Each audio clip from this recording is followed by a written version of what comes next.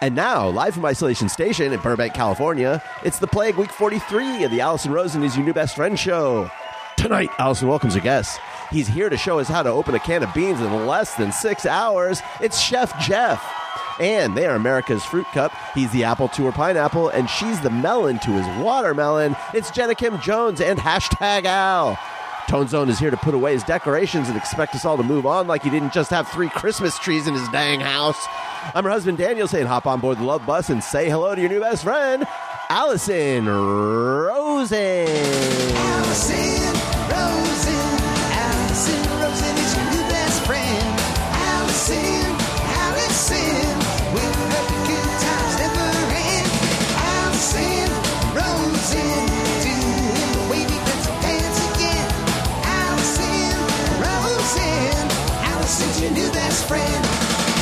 Hello, my little pineapple trifles. Welcome to a very exciting first Thursday episode of the New Year episode of Allison Rosen is Your New Best Friend. That particular carbohydrate was sent in on Patreon by Jose Cortez. Now, there were a flurry of Philadelphia-related carbs sent in because of a certain guest on today's show. It's a very, very special lineup. I am overjoyed to welcome back Jeff Fox. Hello.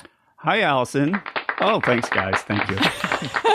So good to see you. He's dressed up for the occasion. Patreon.com/Allison Rosen is where you can go if you want to see what Jeff looks like when he's all cleaned up and you want to see the video of us. Usually I have to go to court to see this, but everybody gets it for free. Well, on Patreon. Is that your fighting the man outfit? Oh, yeah. This is respectable, Jeff. I feel like I have seen respectable Jeff before. I don't know that I've seen this level of respectability, but I've seen like dinner jacket Jeff. Yeah. I like a dinner jacket. Yeah. Jenna Kim Jones. Hello, everybody. Great to be here. It's so good to see you. Happy New Year. Your hair looks lovely. You look lovely. Oh, you're too kind. Too kind. But really, before we started, when we were just like getting ready, I was holding my tongue because I wanted to save all the talking for the show. I know. I feel like we've just been like in a suspended group virtual hug. Alan Moss, the hashtag Al. Hello. How goes it? Happy New Year. Living the dream. I like the flashing lights in the background. Oh, thank you. Yeah. So everyone else, it seems, has taken down their Christmas stuff. In fact, a person who deserves an introduction but won't get one just yet told me that he took it down because he was like, oh, that's something I can do that'll kill some time, which I feel like is just a perfect pandemic statement. I have not taken down any of my stuff, and the lights that the hashtag Al is referring to are some blinking Christmas lights behind me. They can blink quickly, which is what they're doing now. They can like slowly go on and off, which is I had them on and off slowly before, and I felt like I needed more razzle dazzle. This is the razzle dazzle. Okay, you don't feel over-razzled or over-dazzled? No, not at all. No, I like it. It's the right amount. Yeah. Thank you. I've needed this kind of validation. Tony Thaxton, hello. Hello. Apparently, I don't give you validation. There's never enough. I mean, thank you, Jeff. That's exactly right. You give me some, and I can always use more. That's fair. Yeah. So, Tony, you're the person I was referring to before who took down your Christmas stuff. You hosted a show called Feliz Navipod about Christmas. So I wouldn't expect you to like take it all down so fast. I know. I didn't expect it either. It went up way earlier than usual.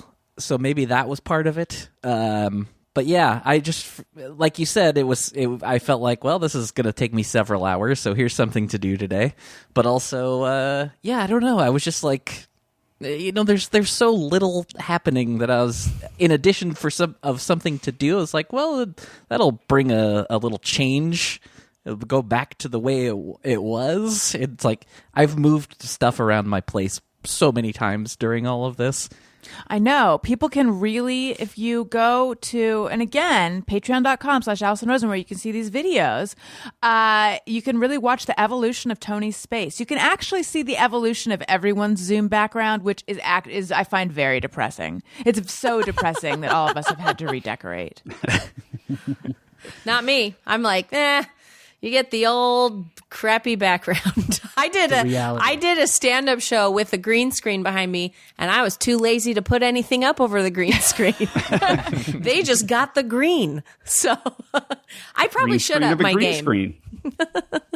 Jenna, you've released a new special since we last talked, right? Yes.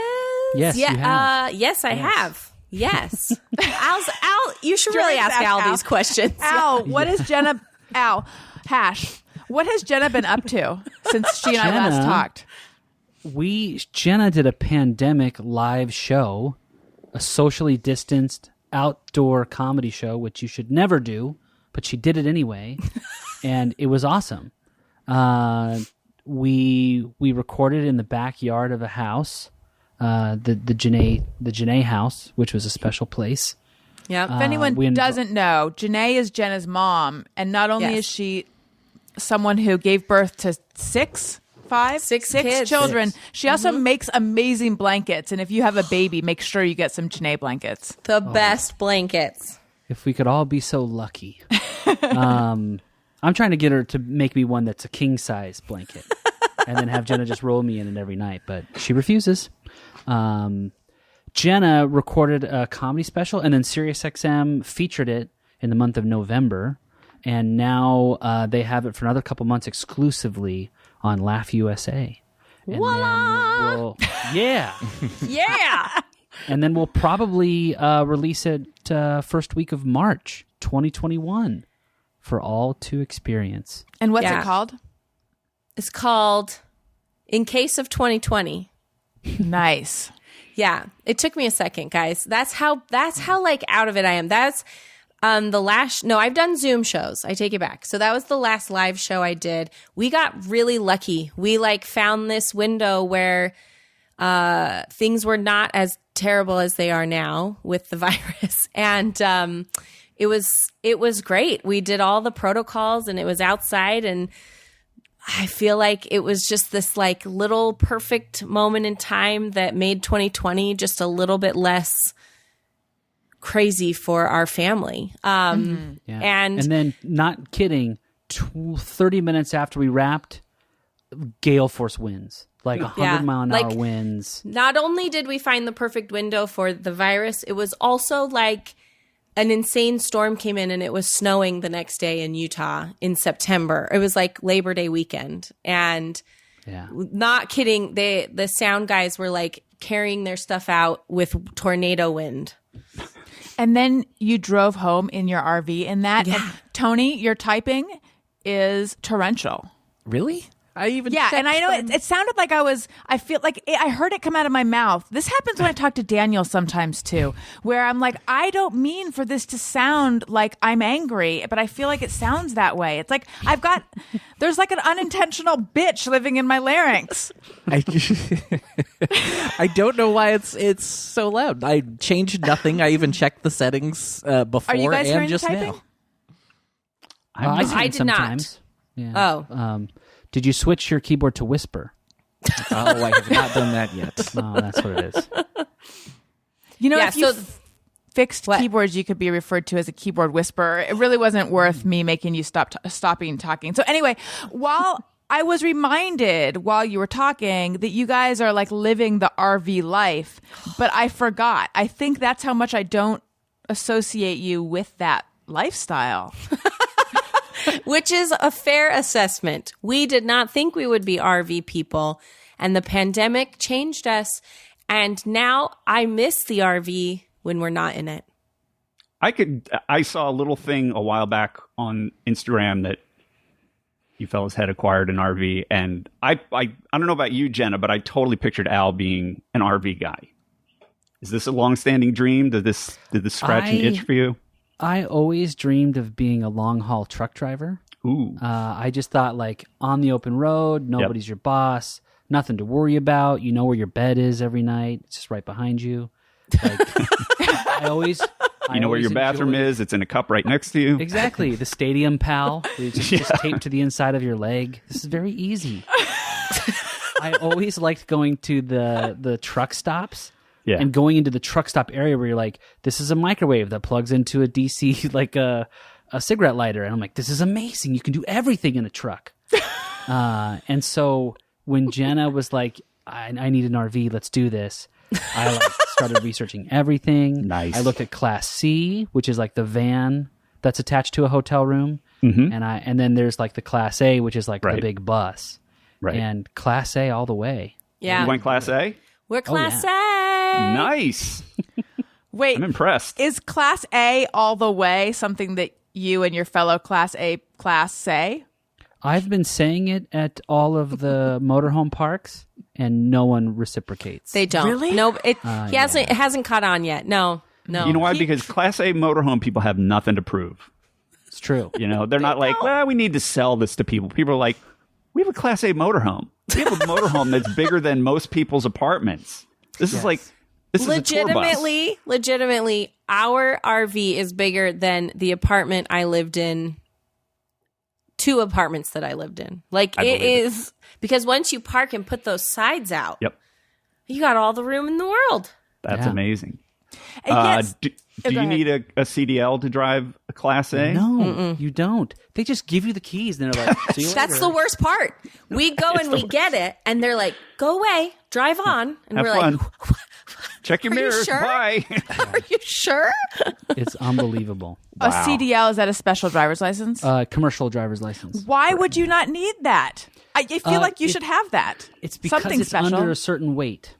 Yeah. So once you get over like maybe like 30,000 or 40,000 pounds, tons, I don't know, what are pounds? Tonnage? I would say don't know. pounds, yeah. Pounds. 50,000 pounds. pounds would be a lot. That'd We're be maxed 50. at... I'm not What? going to do any fancy math. Never mind. I was going to tell you how many tons it is. Oh, yeah, no, it's times 2, I guess. But no, we're 26,000 pounds is our max. Right. And so let's see, our curb weight is 16,000 pounds. 16,000. So, and then we're going to pull a little car behind it too. Just you. Yeah. Oh, cool. Yeah. That's when we like get back into normal and we go on tour in the RV. The whole family's got to come. It's going to be the best. And the best part is when you sit in the RV and drive it, you are at the same level as the semi trucks. Oh, nice. And so as they pass, you just give them a little tip of the hat. Like, hey, I'm one of you, even though I'm not. Right. But I understand you. I respect you. I respect the Right. rules of the road. I understand the rules of the open road. Yeah. That's awesome. What are I'm the super rules? impressed. Well, Stay out of my way. yeah, stay out of truckers' way. I mean- like, give them a really wide berth. Like, assume that they can't stop because they can't. Right. Right. And you know. I can see you. I can Yeah. see you. Oh, yes. I can see you. Yeah, You're still a bozo, but I can see you. yeah. That's Wait, awesome. who's seeing whom? Anyone who's driving around you, they're always like, the big ones can't see you. And you're like, I can see you. I got mirrors all over the place. There are with so cameras. many mirrors know on where you this RV. You can see every angle of the whole. In fact, when we got back here after driving the RV for weeks, we got in our minivan to drive somewhere, and I felt like I can't see anything. I don't know what's going on the road. Like, it was so weird. I totally am one of those people who's like, I don't know if he can see me. Well, never again will I be that kind of bozo. Now, another question, Al. You said that you've always dreamt of being a long haul trucker, which I can't believe this didn't come up before. But part of what appealed to you is that you have no boss. But don't you have a boss? Well, everybody has a boss, Allison. But, Right. But I mean, don't you Yeah. specifically have someone who's like, this is where you're going? oh, yeah. Well, yeah. I mean, you got to deliver the stuff. Right. But there's just something about like between here and there, you know, you can eat Freedom. when you want. Yeah. You just had that freedom of like, no one can bother me because I can't drive any faster than is legally allowed. And Right. so I'll get there when I get there. And you can always be like, oh, I-80, psh, it's backed up at the connector. You know, you can always say those kinds of things. So, and to have the CB radio be amazing.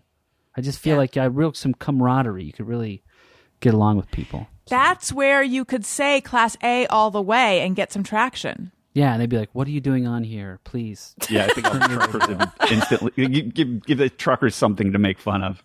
Right. Did you guys buy new or used? We bought a used one. Nice. Yeah. So we wanted to just ride that depreciation. Yeah. Cut as much of that out as we could. So we bought one that was like a former rental. Okay. So used and abused, but It had a couple of, dings here and there, but not bad. And it's treated us extremely well. We did like 8,000 miles in it. Yeah. That's excellent. Yeah. Have you put any more dings in it? Oh yeah. Well, on the inside, yeah, I think stuff falls apart. I smashed the staircase once. There's a staircase? Oh my gosh. Yeah, so when you open the RV door, there's automatic stairs that like kind of pop out. They scissor out. Mm-hmm. And then when you get in and close the door, they roll back up. Sometimes they don't roll back up. And so I didn't know that like the first time I drove it. And I drove it out of the driveway. And then right as I went down off the front curb, it just went and jammed my stairs. And so Jenna's like screaming, "Stop!" And so I get out, and like it's, I don't know, 10,000 pounds on top of this staircase. So I can't like force it to fold back up. Mm-hmm. And so I just looked at Jenna and said, like, I can't do any more damage. I'm going to back up now and try to fix my mistake. And so I backed up, and they just folded right back up in like they were supposed to. Oh, wow. Craziest thing. Yeah. And now they've worked ever since? They work Ever ever since. since. Yeah. So the life less. So this really is like the episode of Charles in Charge where he got hit on the head. Yes. Turned into Chaz. And in order to turn back into Charles, he had to hit get him hit on the head again. Yeah. Exactly Sitcom right. logic. Yeah. The last time Jenna and Al were on, did we talk about bidets? Probably. It was the I don't know, but I'm beginning. for him. He loves them. You're pro bidet? Absolutely. 100%. Because, okay, so quick round the horn. Who here has a bidet? I now have one, which is what I'm going to get into. Yeah. But Jeff, do you have one? I do not have one. Okay. Tony, yes. Yes, I have one. And Jenna and Al, you do or you don't? We don't. I don't want anyone... Crap chat. I don't want anyone to think they're listening to some fancy lady and man podcast. Bidets are cheap now. I'm not talking about a separate thing like you might see in Europe. I'm talking about, when there was the toilet paper shortage, a lot of people went out and bought bidets. So for Christmas, I received something that Daniel wanted from Daniel called a bidet. It's the Hello Tushy bidet. That's the one I have too. Oh, yeah? Yeah. I guess they advertise on podcasts, and I'm like, did he cheat on me using someone else's code? But that's fine. They're not one of my sponsors. So anyway, here's the thing, though, and I want to know if anyone else has this problem. I imagine some listeners do. I carry my weight in addition to other places, mostly in my thighs. I'm a real pear-shaped lady. And so the way it works is... there's like this little control box that sits next to the toilet, and that's where you like turn it on and stuff. And my thigh grazes that, and I do not like this feeling. So now I feel like maybe we need to get one that has a different, like the control box. Well, they do have ones that have the control box on the wall, but those are the really expensive ones, or like further back. I don't know. Is it like it's attached to the seat? Yes. Yeah, it doesn't move. It's attached to the unit. And Right.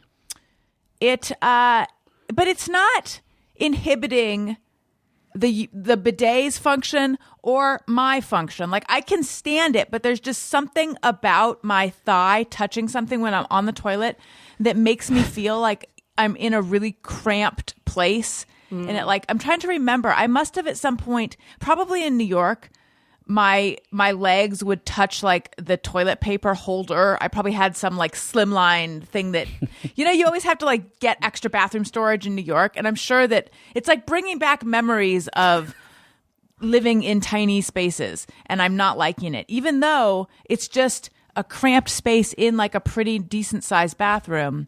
Anyway, that's my bidet situation. But now Greg Fitzsimmons, with whom I host Childish, which you guys should check out if you haven't heard it. Greg Fitzsimmons. You just got His Fitz-dogged. His problem with the bidet, he says, is that he gets so wet using it. But I have not had that problem. And I think this also goes back to size. I think he's got like a real pancake butt and the water just slides right off and heads on out of the toilet or whatever. Whereas I can really like target it. So it's like really hitting the bullseye. So I'm fine with it. But I'm like mildly pro bidet. I haven't found it to be life changing. Tony, Al, go ahead. Just really quick, so what stopped me from buying the bidet attachment is that I don't have a hot water line next to the toilet. Are you using just pure cold water? Just cold water, yes. Ooh. And I thought it would be bracing. Yeah. And in the morning it is, but not so. It's really not like splashing cold water in your face. I mean, it hasn't been as awful as I expected it to be. It's really okay. I'd give it an okay. You seem it's really unconvinced. Okay. I hope they do become a sponsor on this podcast. You're selling it. It's okay. It's fine. You could do Well, that's worse. my question would be, do you love the bidet and the idea of the bidet so much that you're willing to invest in the more expensive one? I think so.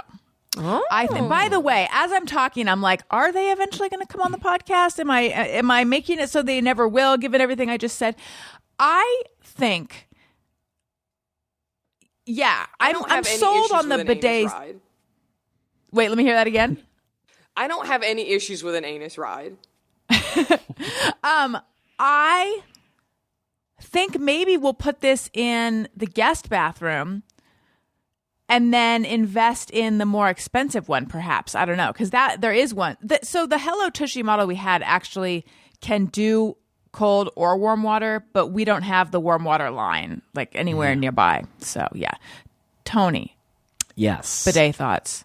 I'm a big fan. I had never experienced one until I went on tour in Japan the first time, and then it, I'm not going to say life-changing, but it was one of those moments of like, oh yeah, this makes so much sense. Why don't we do this here? And it seems like it's becoming more and more of a thing now, and I'm very happy about that. And they're not that expensive now, like you were saying. And so, yeah, I did exactly what you were saying when the pandemic started and toilet paper was hard to find. I wanted one anyways, so I was like, all right, this seems like the time. But yeah, now, big fan. Does your shapely thigh, your lithe, skinny thigh, ever graze the control box? Yes.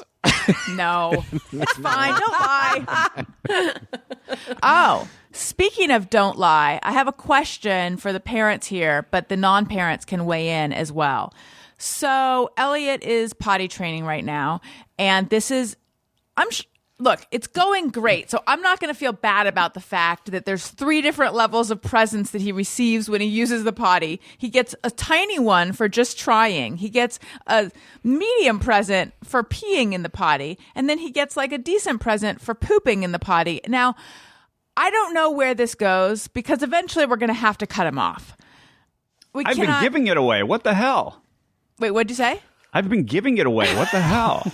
I know. I've been pooping for free. Yeah. I know. But anyway, it's working. Look, I'm sure people have judgments about it. I don't know exactly how this happened, but it's going great. So I'm fine with it. But he pretty much like just started. And yesterday he said, because I've been like, going to the bathroom with him and stuff. And he said, Mommy, go over there. I don't want you to see me. Mommy, go over there. Not while he was pooping. This was after pooping. And then he told Daniel that he had pooped in the toilet, and so he wanted a present. But he hadn't really. And then he told Daniel that first he said it was disappearing poop. And then he said that we had flushed it. And then Daniel's like, is there any way we flushed it? And I'm like, I don't think so. So then I said to him, in order to get the poopy present, we have to help you wipe. But Daniel was like, don't lie. You don't need to lie to him. And that to me felt so harsh and kind of like shamey. And I pulled Daniel aside and I was like, look, I think that, lying is kind of a phase, or telling tall tales is kind of a phase they go through. So we don't have to give in, but I don't know that we should just be as like straightforward as like, now don't lie. I don't know. What do you, but I feel like maybe I need to do some reading and find out how to handle this. What do you do? A lie's a lie. Call it out. You do. Oh, yeah. Yeah. Well, kids You're are so testing your boundaries. Exactly. Yeah. He's testing out like, ooh, what can I get away with? I know I get a present if I do this thing. And this is coming from, we have a very, very manipulative 3-year-old child. So we're always like trying to catch her, and because she will tell, it's like, I get when she's trying to exaggerate, but then there are times where I'm like, no, that's not true. So I don't think that's too harsh. I mean, I guess it depends on the delivery of the don't tell a lie, but he also should know, like, you can't get away with him. Right. Yeah. Yeah, I think you're right. I mean, in no way would I want to fall for it or give in to it, but I feel like there's a gentler way of, but maybe you're right that he needs to know that we know that that's not true. I guess it's just like the pottying experience, because he was kind of late to start this. And it's like going so well right now that I want to keep it all positive. Totally. And that is a big deal. Potty training is one of the worst parts of parenthood, I've decided. And so it is like the most delicate situation, because you're too harsh, then they regress. You're too easy on them, they don't really want to do it. But then all these parents keep telling me they just figure it out. And in a sense, that is true with what happened with our oldest, but and we're almost through it, but it's still it's just really, really hard. So I feel like you just got to get through it. Right, Al? It's just really hard. Yeah. I mean, I have a different view of it because I think you experience it worse than I do during the day. So, fair's fair. I think we've been easy on, like, there hasn't been saying, like, you have to figure this out now. Oh, yeah. We've none allowed of them that. to kind of go back and forth a little bit. And that other parents don't tolerate that, and they say, you should do it in 24 hours and just have them be naked all day and teach them. And you go like, that sounds horrible. Yeah, same. So we've been pretty easy, but like our youngest now, she knows how to go in the toilet. And then we gave her toys, and because it was this big thing, and then she's like, well, I don't want to do that anymore. I'm like, well, then you got to give the toys back. Right. That was the deal. She had to conditional. return the toys, and she does not have them because she knows how to do it. She's just a little nervous about it. And so I'm like letting her grow up a little bit more to get over the nervousness. And then, because she goes number 1 fine. It's number 2 that we have the issues with. She's fully potty trained, number 1. Daniel realized that Elliot didn't want to see it. Like, he was afraid to look at it. And then we realized he's really never seen it before because it just gets like taken care of while he's on his changing table. Right. So I told him that I love to look at poopy. And Daniel's like, we didn't have to say that. And I'm like, I'm trying. You're overselling it a little bit, yeah. I know. I'm trying to take the stigma away. Yeah, but you know what? Now he's going to go to school and do that Mother's Day activity where they like answer questions about their mom. And it'll be like, fun fact about your mom. She loves to look at poopy. So it's the best. Al, regarding the lie thing, what would you have said? Oh, I would say I would go on the lie end and say, don't lie. Don't say something that's not true, and then try to just use it as a teachable moment, right? I know that poop doesn't disappear, and we don't accidentally flush stuff. So, come on, let's not do that. Tell Just the me truth. Yeah, I love you no matter what. So spin just figure it out. Exactly. Instead of don't lie, we like to tell the truth. We like to be honest. Turn it on the more positive. Yeah. Like, this is what we like to do. This is what we do instead of don't, right? I don't know. Thank you. Yeah. And also, I find a lot of joy in pooping. That's the truth. That is the truth. I and haven't also, changed. My mom always asks me, do you remember all the times I said no to you? Because I used to say it to you 1,000 times a day. You're like, no, you don't remember being told no all the time, constantly from 2 to 4. You're like, neither does your kid. And you're like, oh, okay, that's fair enough. I'm going to tell them no all the time now until they remember it. Until they remember. By the way, they won't remember. that stuff can disappear on an airplane bathroom. Oh yeah, I'm not saying poop has never disappeared. I'm sure it's on record as poop disappearing. We all know we've slid one out and it just went right under. But on Elmo's toilet, it doesn't happen. That's Never. a good point. You know, those little baby poops. And if you go like, listen, if it did disappear, prove me wrong. Leave a huge one next time. Yeah. Boom. You'll get double the prize. Exactly. Oh my God. Well, speaking of the comforts of home, I want to talk to you guys about Brooklinen. You've heard me talk about Brooklinen. I love Brooklinen. Some mornings you wake up feeling ready to pull the covers over your head and go back to sleep. That's me. My son has been crawling into our bed in the middle of the night, and his new thing is turning like sideways or upside down and then kicking me in the face. It happened last night, and I was actually proud of myself that I didn't have any sort of meltdown when I received a foot in my nose. But then I was just worried about it. So I had to go back to sleep this morning because I didn't get a good night of sleep. But I did feel comfortable when I got back into my Brooklinen sheets because they are my favorite. I sleep better on them than any other sheet. They're the only sheets that make it okay to have your child kicking you in the middle of the night. Is that their slogan? It should be. Look, if you don't love your sheets, Brooklinen has you covered. They work directly with manufacturers to make luxury available directly to you without luxury level markups. They have a variety of sheets, colors, patterns, and materials to fit your needs and tastes. They also make towels. Both Tony and I and Daniel have their towels. Also, recent podcast guest Arden Marine reached out to me to ask what my code was because she was buying some Brooklinen sheets for a house that she is doing the design on. So they're stylish, they're comfortable, they're the best. They have comforters, pillows, towels, even loungewear. It's 2021. Do something nice for yourself to start the new year. To help you do that, Brooklinen has a special offer. Go to brooklinen.com and use promo code BESTFRIEND to get $25 off when you spend $100 or more, plus free shipping. That's Brooklinen, BROOKLINEN.com, and enter promo code BESTFRIEND to get $25 off when you spend $100 or more, plus free shipping. Brooklinen.com and use promo code BESTFRIEND at checkout.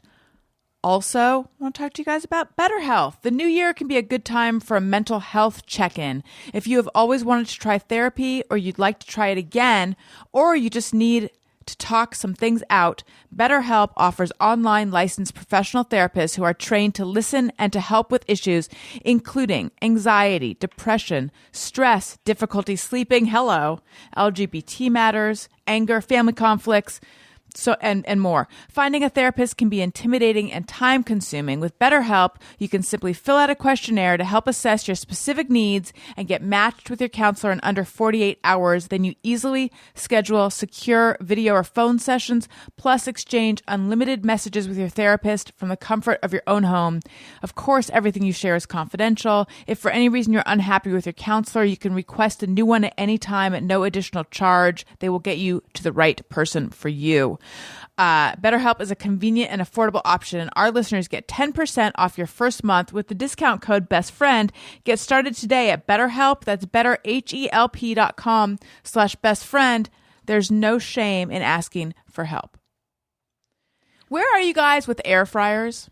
Because we finally joined the air fryer lifestyle. So did we. Yes. Welcome. Thank you. I'm super tempted. I've heard nothing but good things about them. Well, Jeff, since you and I have communicated at length about Instant Pots. Did you get one finally? Or you had one, but you never used it, right? Yeah, we hadn't used it. Daniel has been using it. Daniel, who hates food and hates cooking, has gotten really into, maybe not really into cooking, but he's started cooking a lot. And he is super into the Instant Pot. And then the Instant Pot's good for that if you hate cooking.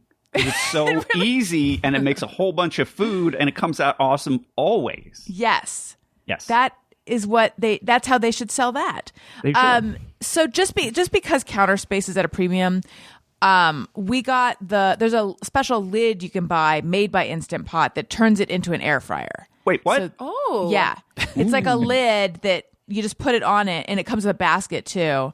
And it's like $80, so it's kind of the price of a sort of middle of the road air fryer.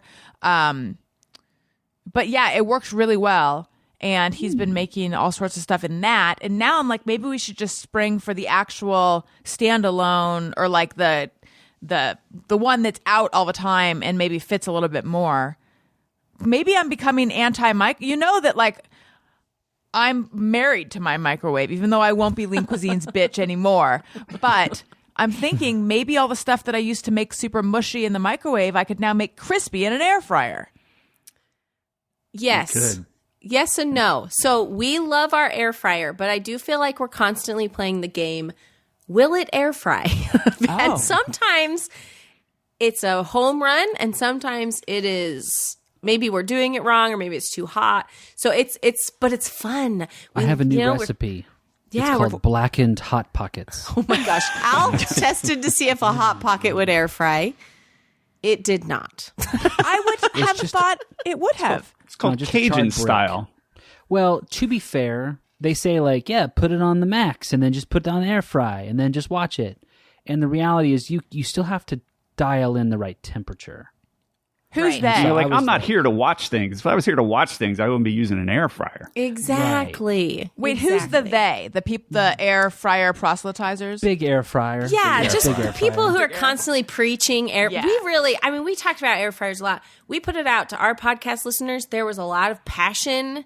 Like we People got love 'em. so much. I probably got, dozens of emails about air fryers because people really love them, and we have loved ours. I would say there are no regrets that we got one. What kind did you get? How big is it? Ours is fairly big. We got the Cuisinart one that is a toaster oven, convection oven, air fryer, all in one. Yeah. And so it's our toaster. We don't have a toaster, so it does everything for us. Yeah, we don't have a toaster either. Because I don't. Well, you guys allow don't bread have in the bread. house. Yeah. No, but bread has made I actually was making some bread when this thing first started breaking out. But then also sometimes we buy bread. I feel like I got to ease up on the toaster. I feel like Elliot loves when he's ever at Grandma and Grandpa's house, he always wants to make toast. I feel like maybe we'll get a toaster for him pooping. Yeah, but that's like a special grandma and grandpa. There's stuff like we have when we've gone to Al's parents. They always have little cans of soda, and like I never let my kids have soda except it's a special grandma and grandpa thing. Yeah. We think it so. Maybe the toaster's a special Maybe. grandma and grandpa thing. It is kind of fun for kids. You put it in, and then bing, it pops up. and I it's know. done. He likes to press the button. Yeah, so the kind you have is the kind I'm thinking maybe we should someday spring for that. Tony, where are you with air frying? I do not have one. Same thing as Jeff said. I've heard good things, but that's the extent of my. I don't even think I've ever seen one. I know next to nothing about them other than people like them. Do you love perfectly cooked tater tots? Because if you do, the air fryer is for you. I just want to point out that I feel like, Jenna, when you said that, you thought like this was going to have a bigger impact than it did. Because the face he made, if it had a sound, was like, eh. I know, that's why I said it. I'm didn't sold. expect like a specific tater tot reference. Yeah, I thought well, it was going to tater be more tots- general and yeah. No. Tater tots work really, really, really well. Nuggets, Vegetables too. work pretty great. Yes, any sort of like a frozen meatball or chicken nugget or anything like that is amazing in it. Basically, do you want to walk through the frozen food aisle like a king? Yeah. Because that's basically what you're going to do. That is, So all the frozen food stuff goes right in. yeah, that is true. Pot stickers do well in the air fryer. That's fun. Nachos. Nachos. Bacon wrapped jalapeno poppers. Oh my gosh. They do extremely well. That's awesome. So like those freezer French fries kind of things, Oh, it would yeah. be great with those. Unreal. They actually taste better than like if you go to a fast food. Wow. And they're not Actually- dipped in grease. I actually had an old roommate of mine and we had a real deep fryer. And it was so dangerous because it was awesome. It's like just come in after a night of drinking, be like, I can just make a bunch of French fries or hush puppies or anything. And they were unbelievable. We never changed the oil, so it was super seasoned. Oh, that was good. Those are good days. life. Yeah. I know. Good life. But I feel like I could get back there without the guilt with an air fryer. Right. Without any grease, you can.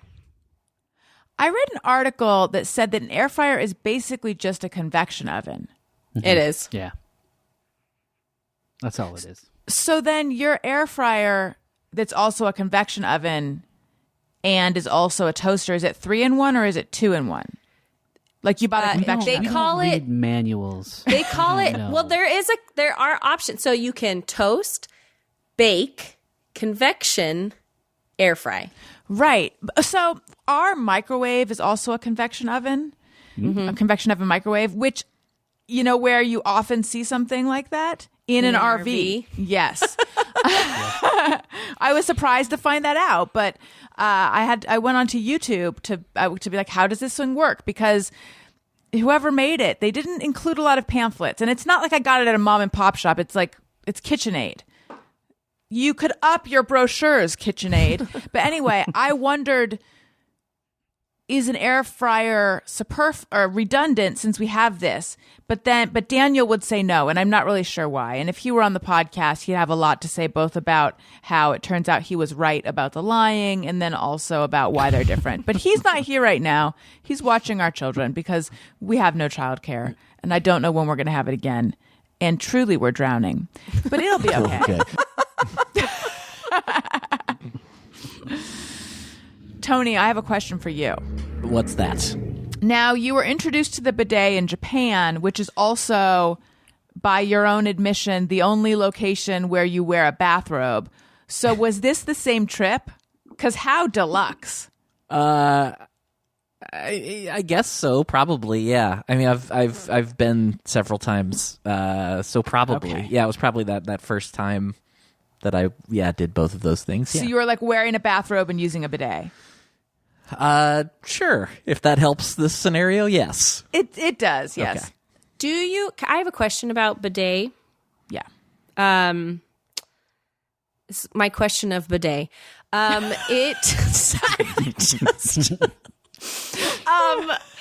Do you have like your bidet towel hanging that you kind of like dry yourself off with, or? So the bidet part of the gift that Daniel gave to me that he wanted arrived late, but what was under the tree was a set of bamboo tushy towels. Okay. Heralding the arrival of the future bidet.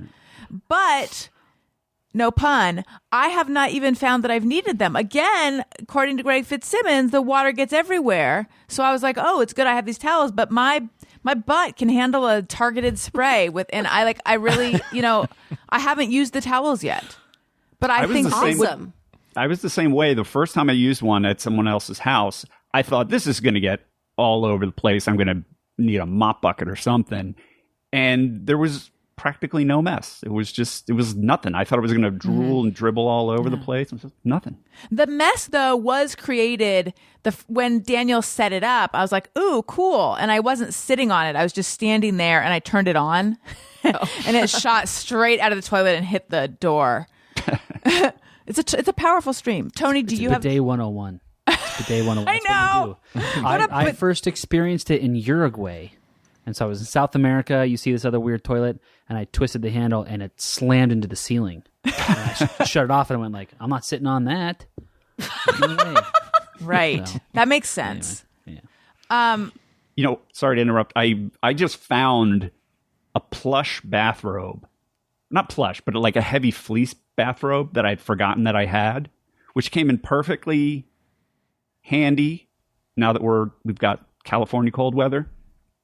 And it occurred to me that the best thing about a bathrobe is that you feel like a king and a bum at the exact same time. Yes. What other thing does that? I don't think anything else has that kind of range. You're like, I'm king of the world, and I'm also chomping on a cigar that I found in the gutter. Hey, I'm eating beans out of a can. And it's all okay. That is true. This year for Christmas, Santa got our kids bathrobes. Oh. So now we all have them, and in the morning they like to put them on immediately every day since Christmas. And then, Mom, where's your robe? Mom, put your robe on. You got to wear the robe too. So we've been doing a lot of bathrobes in our house. We all have to wear them because it's now our family thing. Right. Yeah. I like it.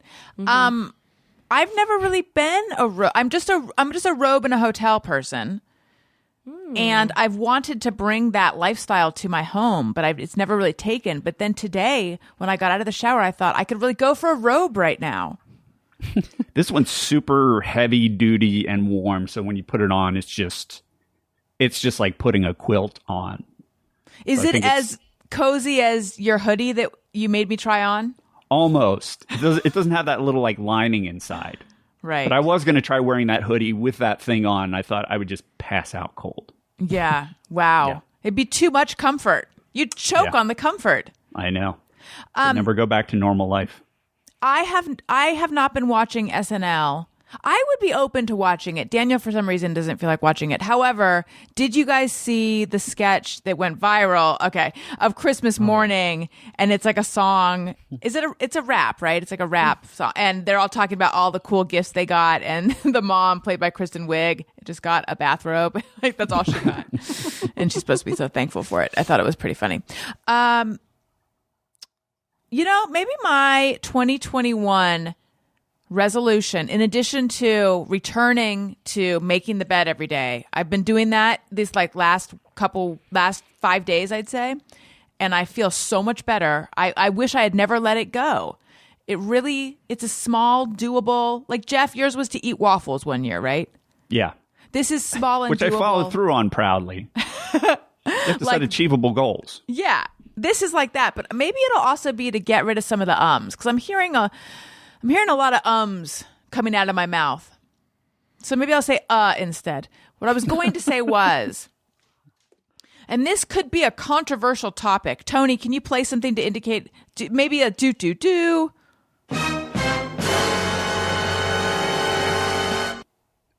Jeff, do you have something to indicate a controversial topic? I love a dueling drop. I'm needy and I'm available. Jenna and Al, what are your thoughts on Real Housewives of Salt Lake City? Are you aware of... We've watched one episode, and that's all we could handle. It is terrible. What? Who are those people? We have been watching it. We're a little bit behind, but you guys were heavily on my mind with all the they're all they're all some level of Mormon, but they all also drink. They are not. They're not. Don't they claim to be though? They may have been years ago, but these ladies are so far doing their own thing. They have not gone to church in a long time. I actually thought that, and I've only seen one episode, so I don't know, but I thought they were really boring. Yeah. I thought they didn't have anything that they did other than just talk about well, I'm this about this big church and that about the big church, and you're like, but who are you? What do you do? Yeah. Come on. I feel because I have unfortunately watched other Cities of Housewives, thank you to Jenna, and I'm like, a lot of those women have a cool story. They've done something. And I felt like the Salt Lake ones, they didn't have anything cool to share. But that's Sensual Mormon. Exactly. That's what you can't rely on that. Well, it was tough to watch. There was a lot of stuff said about the church that was not true. And then there's a lot of stuff where you're like, that's sort of just how you feel, not really how I would say, the idea Mormons are obsessed with perfection. They believe you can attain perfection. I'm like, What are you talking about? Oh, Nobody right. says- When she's showing her like aesthetic spa. Yes. I'm like, you know what? Sure. In the culture, there is this idea of like, let's try our best and be the best. And there is absolutely that. But like, we're not out there preaching like perfection's attainable. So get to it. And that's how she made it sound. I'm like, what are you talking about? Yeah. Anyway. And then one of the ladies said she was excommunicated. But then of course, I had to go read all of their backstories or whatever, and she was not excommunicated. She just left the church and said, "Don't call me anymore." So well, like that's the same. It's like it's just stuff like that where you're like, I get you guys are trying to be all controversial, but I don't know. I couldn't bear it. I'm like, I don't know anybody. I didn't grow up with anybody like this. Yeah. Well, my main exposure to Mormonism is through you guys. So this was like, what? This is a whole world that I didn't know existed. But is that what, and I'm going to use one of your terms, is that a Jack Mormon? Yeah. What does Jack Mormon mean? Jack Mormon, at least I don't know, I think is someone who goes to church on Sunday, but then the rest of the week does whatever they want. 1 foot in, 1 foot out. These ladies like jumped 3 streets down. They're not, they don't have any feet in. Right. The one who was excommunicated, is that Whitney who she and her husband were married and then they started dating or something? Yeah. I think so, yeah. I read that whole thing. That happened where I'm from, down in Utah County. It turns out, I think. There's a big company there that he was sort of running and then she was working there. And then I guess they fell madly in love and got divorced from their spouses. And now he's a no-mo-mo-mo. Yeah. They're sassy. I don't know. Again, we've only watched one episode, but I was shocked. And I agree with Al. Like, I felt like it lacked something. Because, like, those Atlanta ladies, they're amazing. Those Beverly Hills ladies, they're Hollywood. They know how to bring a story. So I felt like we were missing something. But maybe not. I mean, you guys are watching it. Well, no, but we've fallen off because we slid back into the clutches of Vanderpump. And we're we missed a season and a half. We're super into the 8th. We're on the last episode of Vanderpump, and then we're probably going to go back and watch the fill-ins. Daniel has been reading any Vanderpump message board he can get his hands on. That is so funny. Yeah. And I even started watching Real Housewives of OC because it was on after Salt Lake City, and I was like, I could easily get sucked into this. It's been a while since I've watched reality shows. It's been a while since I've watched Real Housewives. I started watching Salt Lake City. I too thought there's nothing going on here though. Like, this is not interesting. And then somehow I got sucked in and I was like, I do want to hear what that one has to say about that one. And I'm curious about that one's issue with that one. And then we did start watching it. Yeah. And then we stopped, but I'm having Essie Cupp and Michael Buckley on the show on Monday, and we intend to discuss Real Housewives of Salt Lake City and other stuff. But I know that's going to come. But the way this all happened is because I was tweeting about it, and then Essie, I forget, somehow we all, we're kind of joking about how we have to talk about this on the show, and then it turned into a real thing that's happening. So I got to catch up. But the conflict drew me in, but there's not much going on there. Well, it was just so many things. There's something else that flashed in from the pilot that we watched, which was, she's talking about I am my ancestors are Mormon royalty. Oh yeah, and that's Al and I are like, what? Who's this Mormon royalty? So we go look it up. We're like, we've never heard of this person, and we both grew up Mormon. We know we have pioneer heritage. We have the whole church history background. I've never heard of this person. So this Mormon royalty stuff also, where is that? What is that? That's a pretty cool thing to claim when most people are just going to believe. I believed it. Totally. That's what I'm saying. Some of that stuff I'm like, no, I've never heard of this person. Do you remember Daniel's Real Housewife slogan for me? I think it came up on the show. Oh, I did. What was it? Do you remember? Let me see. It was... Shoot. It was funny. Some people say I'm like a pair of old sweatpants, but hey, who doesn't like being comfortable? I will admit that I got so deep into Real Housewives that this summer I gave them all up. So I had to like break my Real Housewife fast to watch Salt Lake City, but I have been on a fast ever since. Why? It got taking over your life? just like, yes, it got like, there's so many seasons, multiple ladies, and then some of those storylines were getting so vicious against each other that I'm like, this is just so mean. They're so mean. It does make you wonder, is the recipe just conflict? Like, is that, I think it might be. Yeah. It's not even conflict. It's just like cruelty. Some of it, No. it's getting to the cruelty for me. Yeah. Whereas like when Beverly Hills first started, it was just sort of fascinating to watch. Like, oh, there's some super rich ladies that throw $50,000 2-year-old birthday parties that you're like, how's that even possible? And it was fun to watch. And then they get mad at each other because so-and-so didn't bring a present for the 2-year-old. You know, like it was kind of silly. And now I'm like, these are like life-altering rumors you guys are spreading. And I don't know. I had to like slow down because it was too much for me. Have you watched any Below Deck? Only in hotel rooms when I'm like getting ready in the morning. So just a couple episodes. Yeah, I am on the second episode of season 1, and it feels fun, but I don't know. It kind of reminds me of Real World Road Rules. Yes. I'm sure it's going to change, but at this point it does. Listen, there's something else I want to tell you guys about, and it's CBDMD. January is important for setting the tone for the new year, and in 2021, that has never been more true. Luckily, our good friends at CBDMD are here to give you the support you need to conquer your New Year's resolutions and make this year your bitch. And if those resolutions happen to involve fitness, they've got a brand new topical product that'll help keep you moving all year long. CBD Relieve with lidocaine fuses CBDMD's hybrid broad spectrum formula with fast acting lidocaine to help provide temporary relief for minor aches and pains.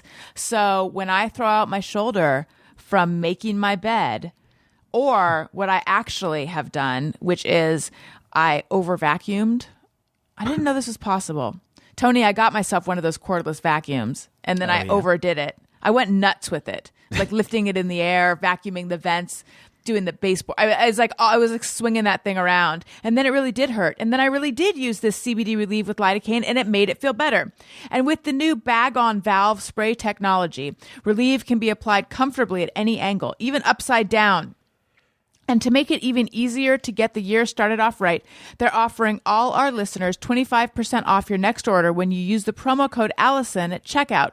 Once again, that's cbdmd.com, promo code Allison, for 25% off your purchase of superior CBD products from CBDMD. Okay, I think we should do some Just Me or Everyone.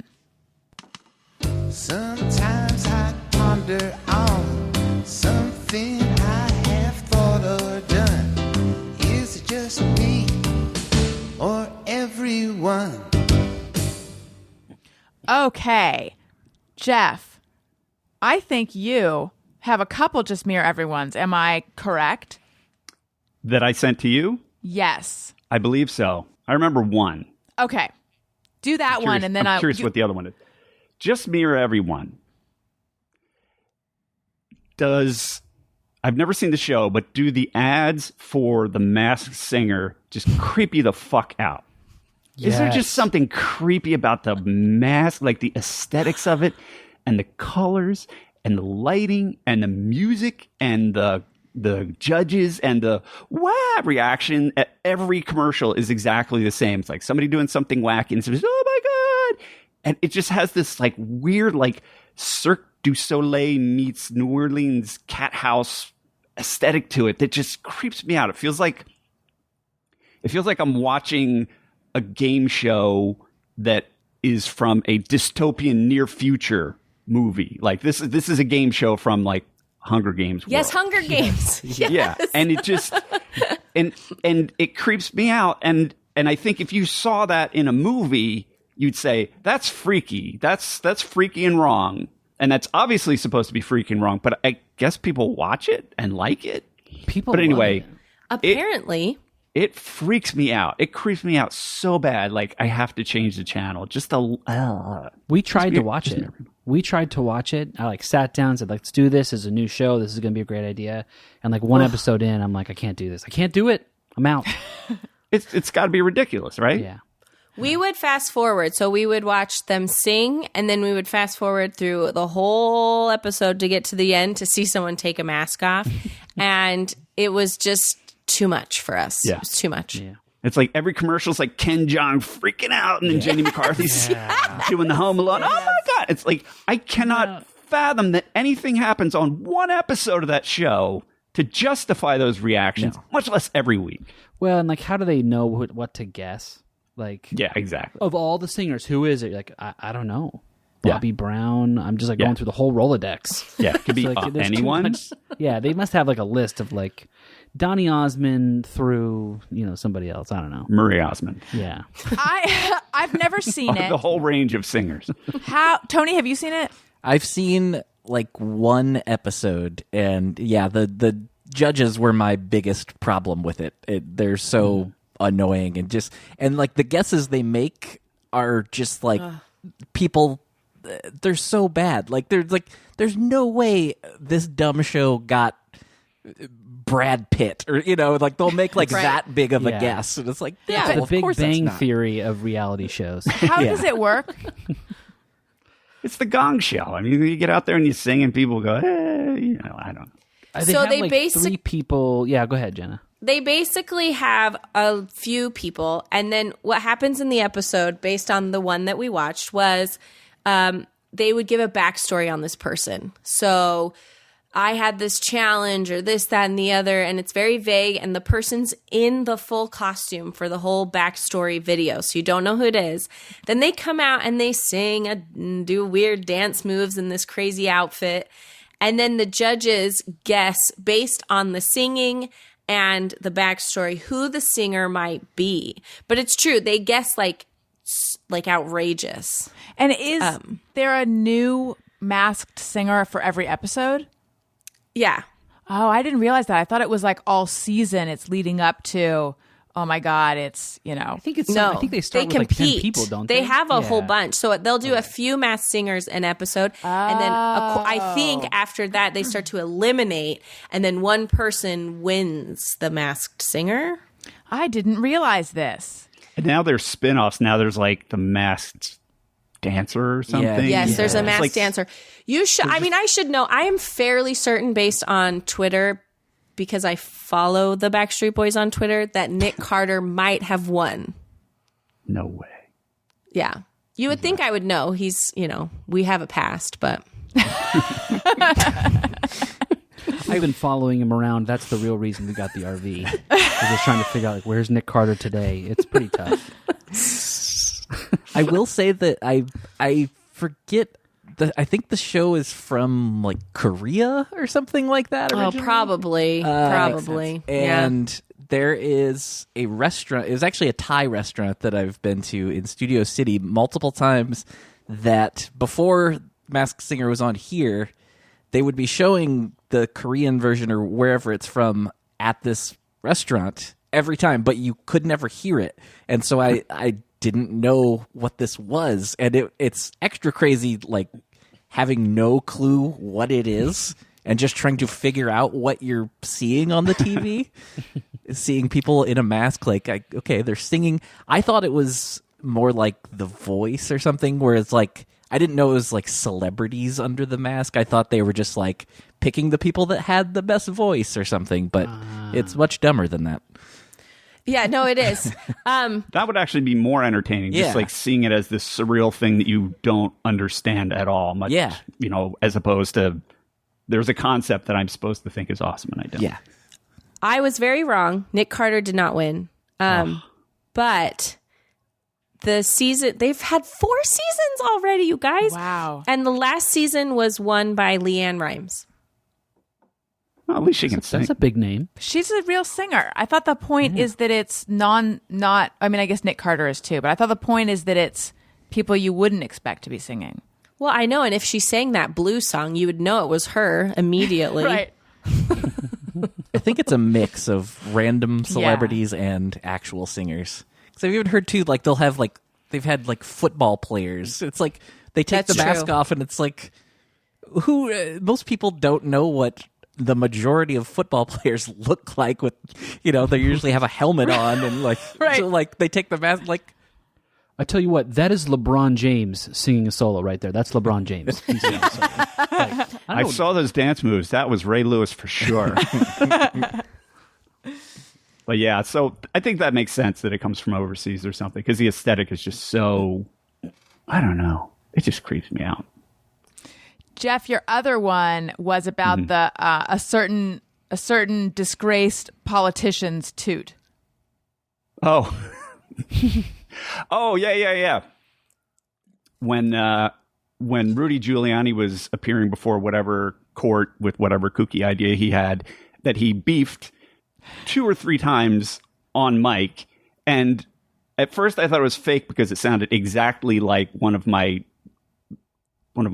admittedly your several drops. fart drops. Yeah. But every time I heard it, every time they would play it on the news or I would see it on Twitter, I was waiting for Allison to say tee-hee, because one of them is like the tee-hee one. The answer that I gave you is they didn't bother to interview a single witness. Just like you, they don't want to know the truth. Can you do it again? The answer that I gave you is they didn't bother to interview a single witness. Just like you, they don't want to know the truth. It totally sounds like a canned fart. It's Jenna or Al. Do you have a Just Mirror Everyone? I do. Yes. Okay. So mine is, today I was thinking, I love typing. I feel like I'm a pretty fast typer on the computer, and I'm pretty good with good accuracy. However, if you asked me to write out the keyboard, like the keyboard formation, I'm not sure I could do it. Yep. Ooh, Yes. that's an interesting. I've never thought about that. I would get the QWERTY part. I could only roughly place the letters based on like trying to imagine, okay, now I'm going to type out the alphabet. Right? But it's hard. Yeah. Yeah, that's weird. I think I could get close, but I don't know. I don't think I would nail it. Yeah, I would get QWERTY and ASDF, and then Oh, yeah. ASDF. yeah. Sweet spot. I also couldn't place all 50 states on a map. That's a You hard guys- one. Oh, really? I could do that. I feel you seem like someone who could. Yeah, I like seeing the shapes and knowing where things are, and I could probably name some of the freeways too. I mean, I think I'd get close. I'm sorry, what's your favorite freeway? I always like the 10. Goes right there along the south. Mm-hmm. I like the 10. Yeah, right in Louisiana. You don't laugh, Jenna. I'll take you there someday. Right on the 10 in Louisiana, there's miles where if there's an accident, you're stuck. Because if you jump off the road, you're in swamps. Yeah. 10's a great freeway. The 10 has a lot of personality. Yeah. It's It no does. 80. 80, boring. 80 No, same, it the just same the goes whole way on back. and Yeah. on.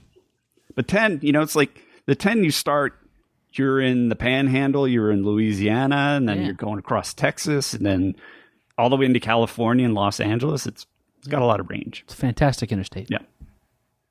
And now the 80, what does the 80 do? 80's boring. It's it north. basically starts like it's the north part of it. It for a while that's the 80-90, right? In like Ohio, Indiana, it's kind of combined. Very nasty spot there. You can get a lot of traffic. A lot of traffic. But once you get like west of like Moline, it's in like in Illinois, it's just cornfields. It's Nebraska, which just Yeah. goes on, and then Wyoming. Oh my goodness. Yeah. I once drove a truck on the 80 with my knee for an hour. Yes. That's how boring it is. It's where you'll Like be just driving and someone will be reading a book as they're driving. Because it's just straight. There's nothing. There's just nothing to see. Yeah. It's, yeah. Sorry, I Andy. have strong freeway opinions or How do you feel interstate about the opinions. 5? Okay. It's garbage. It's garbage. Yeah, garbage. Okay. I mean, I know I'm supposed to hate it. My mom hates it. I was raised by a woman who hates the 5 because it gets so narrow. She doesn't like when it's narrow. It does get narrow. Yeah.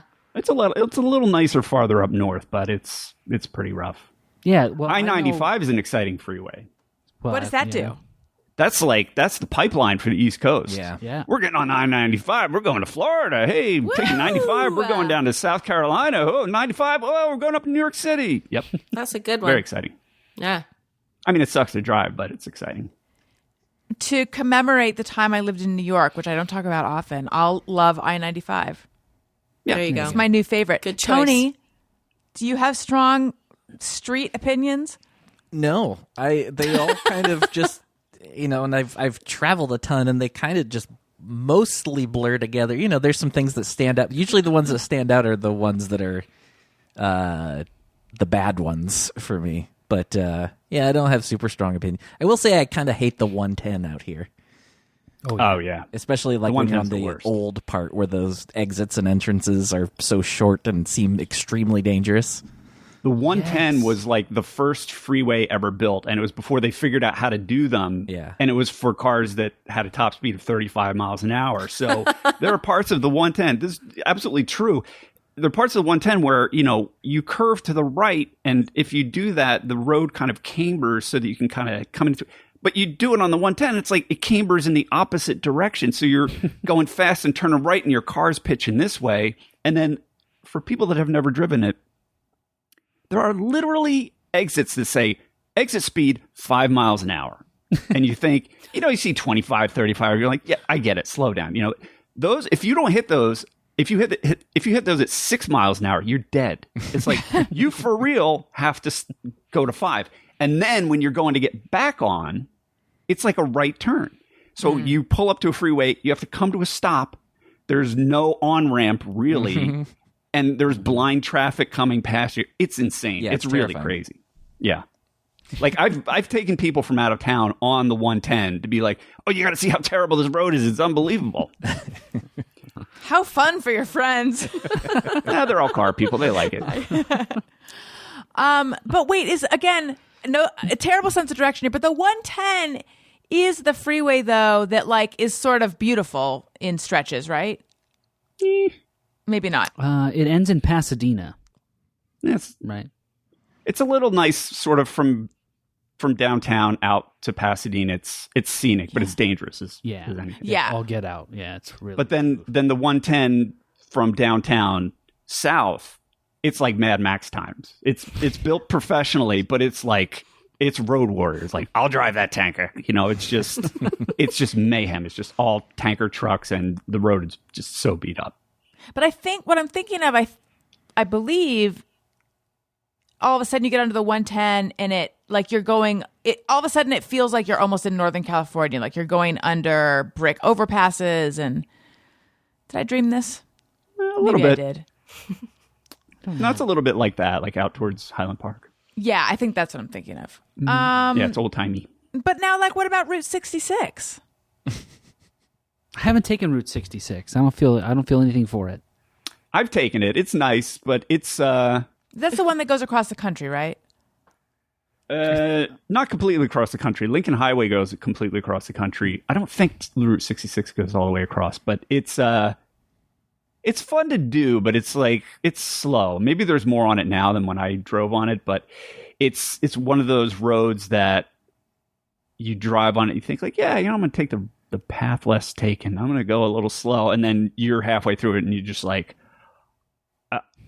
is this over yet? I'm in a slow state of mind, and I want this to be over. And then the other thing is that you'll see it like a town has a dot this big, like somewhere in Tennessee, right? It's like, oh yeah, you go to it and there's actually a town there. But in the Southwest, there's so nothing that you see a dot and you think oh, that's a for real city. And it's like Tucumcari, and it's like 2 streets crossing, 4 buildings, and that's it. Mm-hmm. So you drive to it, you think hey, this is some destination. There's going to be something. We'll get something to eat. And it's like, no, there's such a low bar for what constitutes a thing on that map in the Southwest that they get a dot. It's true. And you just, yeah. I've actually been to Tucumcari. Yeah, I shouldn't dump on Tucumcari. We drove across country, and I believe it was one of, and I've had forgotten about this till right now, one of a zillion places where the gift shops sold polished rocks. Like they look like little jewels. So I used to buy those everywhere. I wonder whatever happened to them. My mom is sitting on my piles of polished rocks. I also bought a rock tumbler when I was 10, and I never tumbled those rocks, and it's still in her garage. Oh, man. I should really... Do people tumble rocks anymore? Let me know, you guys. My brother did that. I don't know what it the same is. thing. We took like a family vacation to the Southwest, and he bought a rock tumbler and some untumbled rocks. And he was at home just like spinning this thing, and then we were like, "What are you doing?" It's like Jenna. It's like the world's noisiest toy. You put rocks in, and then like shiny polished rocks come out. Oh, okay. It's barely a toy. Okay. It's like a one-time thing. But I wonder if it would still work. It's a lot of effort, and then when you go to these shops in the Southwest and they have bins and bins of all these different, you just think, how did you make all these? I mean, this must have taken forever. Or is there some industrial model that we don't know about? There must be. This can't be an individual rock tumbler. It's like the equivalent of getting a hermit crab down the shore on the East Coast. It's like, I'm down the shore, I'll get a hermit crab. They have hermit crabs in cages. And you get home and you're like, what am I supposed to do?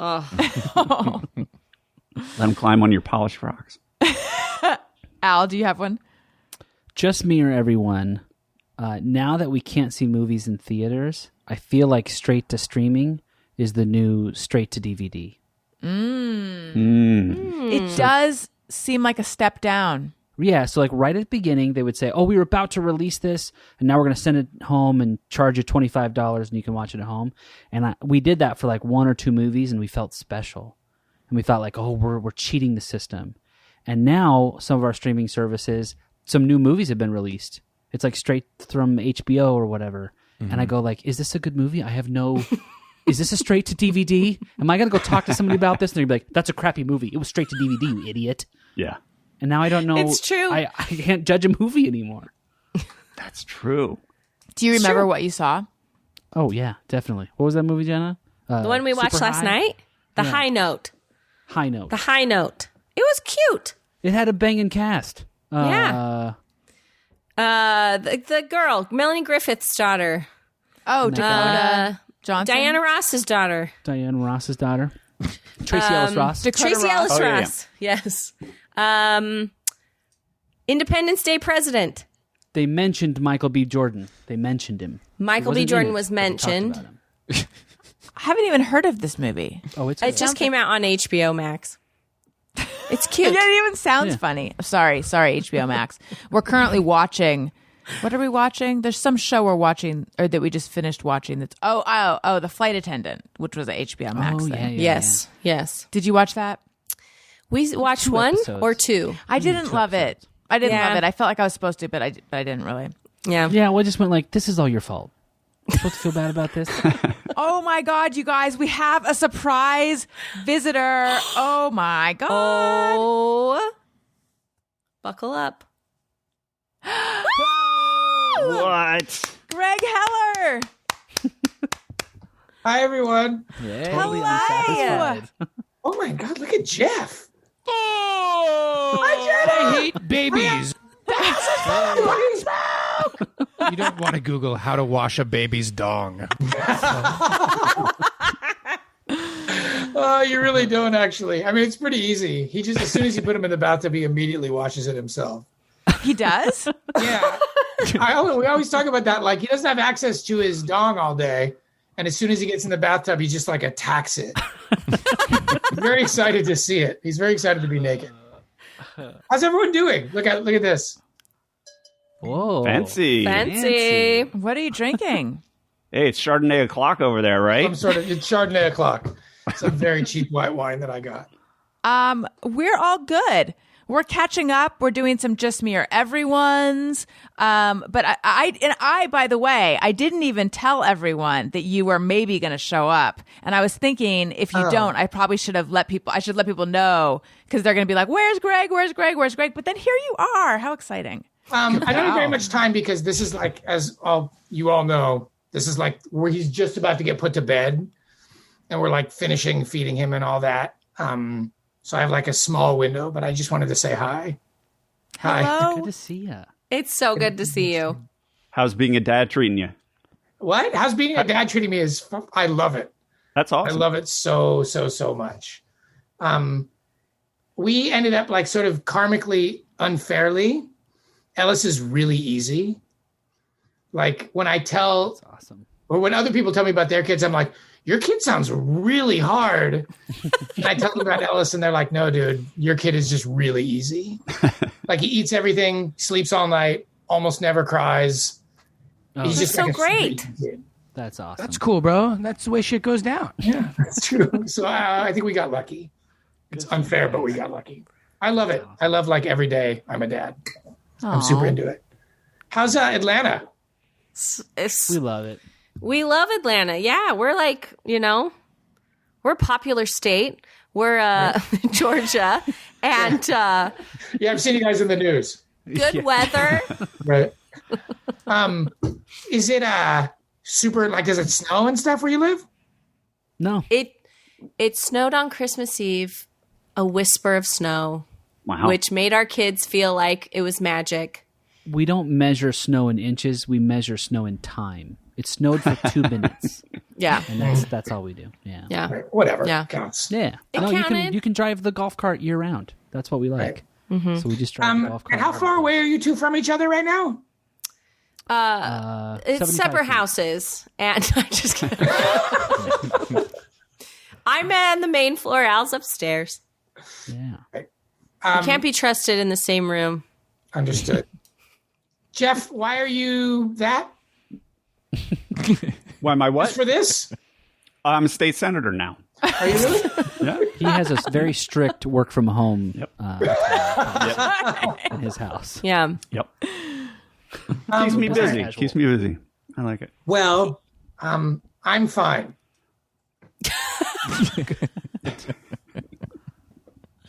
I lost my job. Everyone lost their job, right? What? Most of us That did. sucks. I'm doing some other work, and I watch a baby a lot. And You I still like the Prius? you know, Did you get rid of it? did you guys have this? I had this really interesting thing happen this year where like the batteries on our cars died. And when the AAA guy was here Really interesting. jumping us, no, that's not the interesting part. Let me give you a little insight. Nobody cares. And I talked to the guy, and he said like he gets up in the morning and he answers calls to jump cars from 8 in the morning until 8 at night every single day because nobody drove. Because we're not driving. Oh, yeah. You know what, though? That's probably true because we lost 2 batteries this year. Yeah, we did. Yeah. And he said he just drives around all day replacing batteries and jumping cars because people sometime in July were like, shit, I guess we should drive. And all their cars were dead. It happened to us. Both of our cars dead. Wait, they die because you're not driving them or because they're not charged? Did I miss You're it? not driving them. When you drive them, they recharge. Yeah, Oh, it's the same answer. Yes. I see. Yeah. Yes. Yeah. If you don't drive a car, the battery will slowly discharge just from using a little bit of electricity. Got we have it. a minivan, spoiler alert, and when it messed up or whatever, and I had to go get the battery replaced, and I said like, oh, did you end up replacing it? He goes like, yeah, I replaced both of them, and I was ready to be like, I'm not an idiot. I know cars only have one, and then I had to research it, and it actually has 2. I was ready to like, throw down, like I'm not just some idiot who doesn't know about cars, even though. Jeff, how long does a car battery, is there a car battery that you could get that you could not drive your car for a year and it would still work? Yeah, if you disconnect it. If it's fully charged and you disconnect it, it would probably hold a charge for a really long time. I never thought to do that. How would one even do that? There's a switch that you can get, for $10 or $12 from eBay or whatever. And it's just the thing that you put on the terminal, and it's just a big switch that switches it on and off. I use that for my old car because I drive it rarely. So I just disconnect the battery, and when I go down there, it usually starts up. And I'll drive it like maybe once a month. Is that a kill switch? It's a kill switch, right? More or less. I mean, you're just disconnecting the battery, really. Were you guys doing JMOs?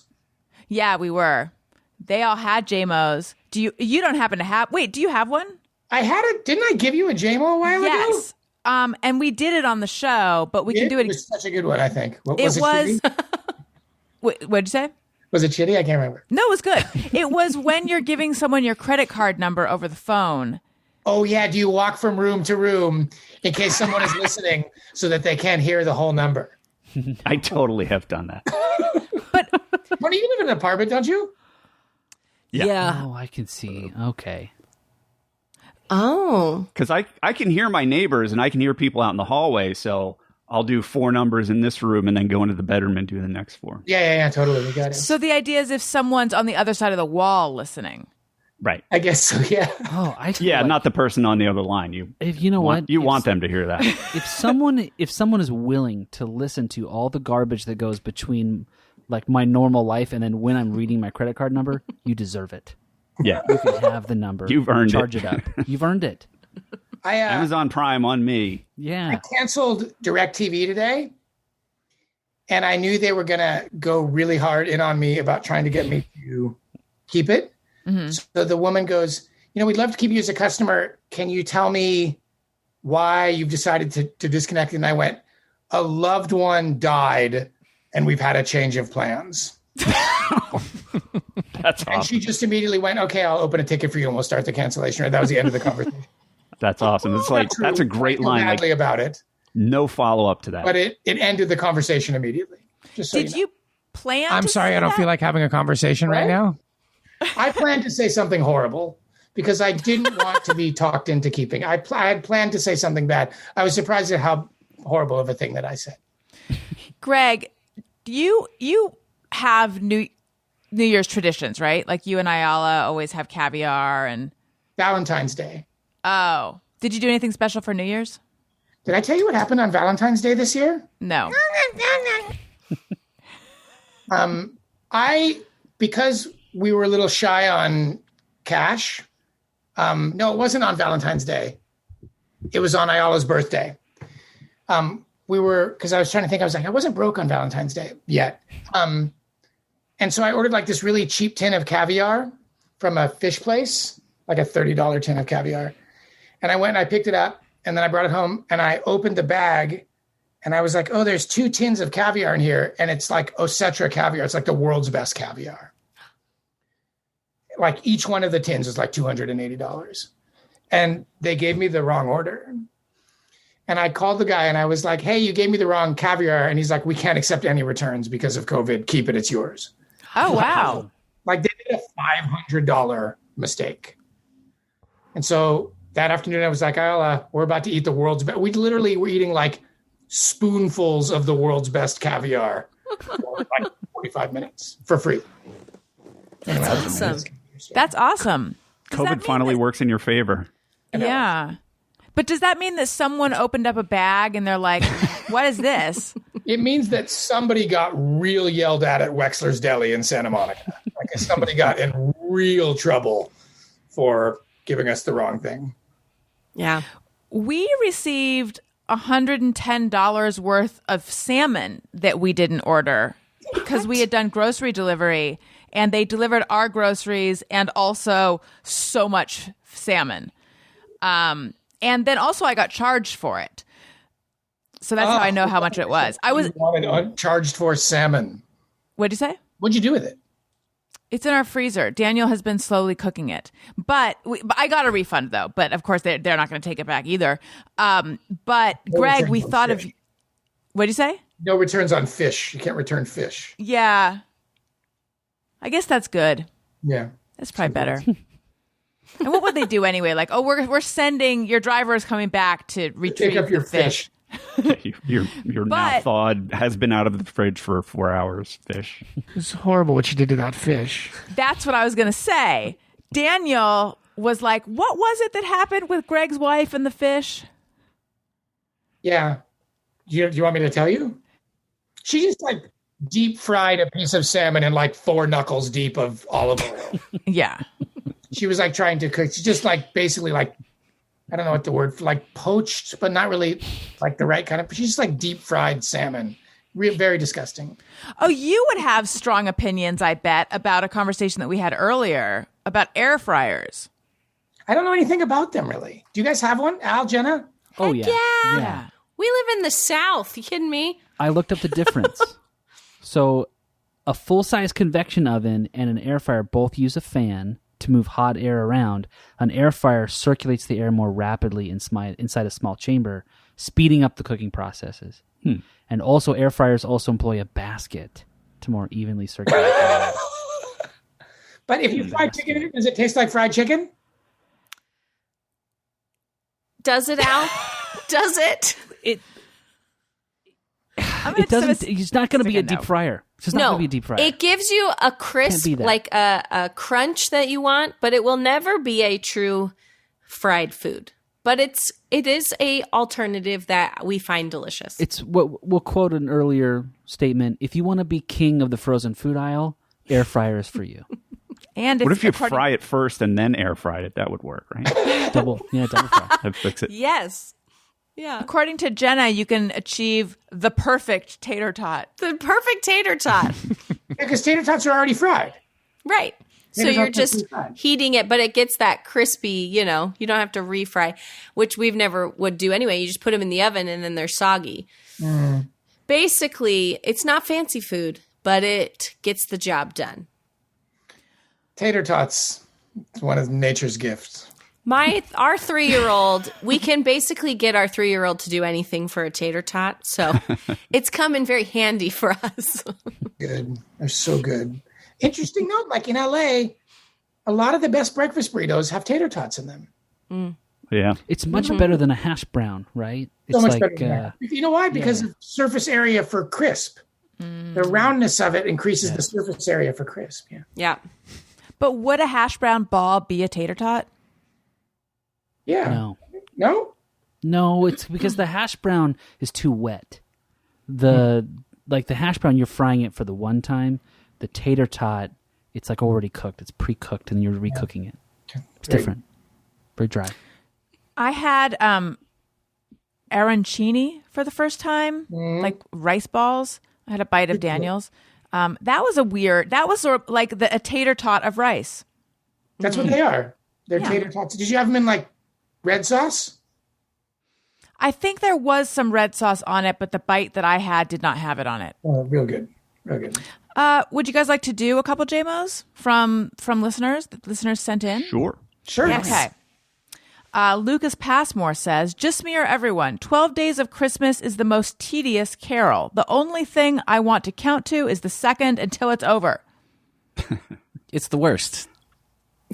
I don't mind it that much. Daniel hates it too. Yeah. I think it's easily the most annoying Christmas song. It's fun when you're a kid because it changes every time, and then there's that like 55 bottles of beer on the wall vibe to it where you change it. But yeah. Yeah, I think if you asked our 5-year-old, she would say, I love that song. I love that song. It counts backwards. How cool is that? Like amazing. She kept asking me to do the song backwards, and I kept going like, the song is backwards. It's literally backwards. I think she wanted you to do it forwards. Maybe. I'm like, oh my goodness. Yeah, Elliot asked me what reverse means yesterday, and I had trouble explaining that. We're now at the point where the questions I'm having trouble answering them. Okay. After driving, Joey Nguyen says, after driving through a stoplight, I wonder if it was green. Only sometimes. Wait, what? After driving through a stoplight, I wondered if it was green. Like maybe he accidentally ran a red light. Oh, yeah. I have done that. I've done that. Yeah. It's not a thing that I feel like I usually know when I've run a red light. Yeah. Do you ever do that thing where you're driving and then it just occurs to you like, I have not been paying attention to a damn thing for like 25 minutes. Oh, yeah. Like, how did I get here? Yes. That's my argument for self-driving cars. I'm like, guys, we're not that great. I space out all the time. Yeah, in other words, like the machine saying I could do better is like not that impressive. Yeah. We're fine. So I would be totally fine with seating control of the car. Yeah. You know what I don't quite understand they say that the mutation in the COVID virus, like all viruses mutate, and it's because when it copies itself, it makes mistakes. But how? This is probably not the group to ask. Tony? We don't. I mean, we're getting near the end. I don't have the time to get into it. Look, this is a rhetorical question. I'm just saying, to me, if something's copying itself, where are the mistakes coming in? But maybe there is some human element to You it. guys, this is what Elliot asked her. This is why she's having trouble answering his questions. And she came to us, and we failed her. I actually have an answer. You do. When things replicate themselves, whether it's DNA, RNA, whatever, mistakes happen. They don't always do it perfectly. So that's how mutations come about, and that's how things evolve for good or bad, but that's how changes occur. So that sort of undermines the idea that there's some sort of like insidious purpose behind the mutation. The mutation is a mistake that happens to propel evolution. The mutations happen, I want to say randomly. Scientifically, that might not be the correct answer, but mutations happen, and then, they don't happen for a purpose, but then purposes come from the mutation. So there might be a mutation that makes the virus more contagious. That one will propagate because it helps to propagate it. Right. A mutation might happen that makes the virus less contagious. That one will die off because it's... So that's my preferred viral mutation. Same. Is the one that makes when you hear about the virus mutating, getting stronger, do you sort of like, I think anthropomorphize, is that the right word? Like, do you imagine the viruses like little person communicating with one another, being like, dude, we got to get stronger. Dude, I got an idea. In your head, imagine them as like, kind of like the Mucinex snot. Yeah. Like they get together somewhere and they're beating us. We have to get easier to That's spell. right. Like, you think of it like an evil force, kind of? They got a vaccine. Hurry. That is kind of like, I do hope right now that it's like darkest before it's dawn. Like the vaccine is right around the corner, and it is like very, very scary right now. Iola's getting the vaccine tomorrow, I think. Really? Because she's a doctor? She's a healthcare worker, yeah. How I lucky. think so. You have to have you have to be a licensed healthcare worker, and you can get the virus. You can get the vaccine. Mm-hmm. I have a friend that is a licensed healthcare worker, and he has coworkers that are not going to get it. Yeah. Yes. They're on the first line, and they said they're not going to People get aren't it. turning up for their appointments. Wait, what was it? What did you say, Greg? Like in San Bernardino, where I think a bunch of people that we know got it, like they have appointments all day that people are not showing up for. They have like too much vaccine. They're going to throw it away. Yeah, there's two things about that. I read some figure that's like, whatever percentage of healthcare workers aren't getting it, which is shocking. And then also we have a friend who went to the appointment. So his wife is in the first tier. So she got it. He's not, but he was with her and he got it because they were going to throw it. They had too much and they had to throw it out. So they gave it to him. And I'm like, so we should all just be attending appointments with people who have to get it. I don't really understand why they have to throw it away by a certain time. I guess it's if it's unrefrigerated or something. But there's extra vaccine and also not enough. I know. Can't we just fly standby on that? Just show up and be like, Yes. It's like standing outside of a show to see if someone doesn't pick up their will call tickets. Exactly. Yes. Except for it's staying alive, which is slightly different. Yeah, I've never been excited about a vaccine before. It's just been a thing I've had to get. I know. Weird. It's weird. You guys, this was too much fun. I really miss everyone. We miss Like, you. sort of in that like dark area of quarantine where I just like, I don't know what like the equivalent of it is, but it's sort of like the run in front of a train equivalent where you start to think like, fuck it, I'm just going to go hug people. Don't do it. It's super hard with a baby because like no one has ever held Ellis. That is crazy. Yeah. My mother has held him once. Which is, and my entire family is in Los Angeles, and I guess some of them are in Orange County, but I'm like at that phase now. It sucks. Anyone else at that phase? Tony? I've been fantasizing a lot more about life. Yeah. Yeah. Listen, when things get a little better, a little brighter, Al and I, we're getting the family in the RV. We're driving out. We're parking in front of Greg's house. We're going to all hang out. I just have this, like, my fantasy is that I just, like, take Ellis and I go, hold this. Not because I'm tired of holding him, because I want other people to hold him, you know? Totally. Absolutely. We just imagine having. I want to do that, but with me. Sure. Imagine if, like, no one had ever held your kids. It's crazy. Right. So was your kid born during the quarantine? What? Was your kid born during the quarantine? 3 days before. Oh, man, that's rough. 3 days before. And Ayala's mother was here. So Ayala's mother lived with us for 3 or 4 months or something like that. Yeah. But after that, and then I don't know if we talked about this in the show or not, but one of my siblings got really sick. So my family like locked down really hard. So none of them, some of them have seen Ellis, but none of them have ever held Ellis except for my mother once. Wow. Really. That's rough. It's bad. I don't like the virus. I'm anti-COVID. You are. Yeah. Is that like hard to talk about with your friends? I'm really bummed on it. I'd be excited for it to be gone. I have to go make puree. Wait, do you have a baby food maker? Did you guys purchase one of those? No, we just have me. I don't even know what that is. They have these machines that make baby food. Oh, no. Someone gave us one of those. We do have one of those. And I looked at it and I was like, this is just a food processor. Yeah. Like, I don't want to open this. We have a food processor. Just put the food in that thing. Jenna, do you know what I'm talking about? Yeah. It's just a food. Yes. They do this. It makes baby toast. No. It's just a toaster. Like exactly. There's so many things that people give you that you're like, wait, I think that just might be tape. There's so many things. But it's called like kitty stick. And then you're like, wait, is that tape? And so a lot of those things, like I've just, in a very curmudgeonly way, I've just been like, nope, not opening it. It's a toaster. It's tape. Yeah. It's a pen. It's a ripoff. Yeah. It's a pen, but it's called kid pen. These diapers are just shop rags. What is this? Hey, you joke, but there's shop rags for kids. They're fucking right here. Of course there are. These are kids shop rags. Yes. Yeah, we have those. It's a rag, but it's like $9 and you get a Swedish person or whatever. You know how many of those you can get from Pep Boys for $9? You get 30 of those from Pep Boys for $9, or you get 9 of them for $300 from like something with an O and a slash through it that has an Instagram account. Yep. Yeah. So I've like really written a lot of that shit off. Well, Greg, thank you for joining us. Thank you for having me. We all miss you. We do. Hang in there. It too, stinks right everyone now.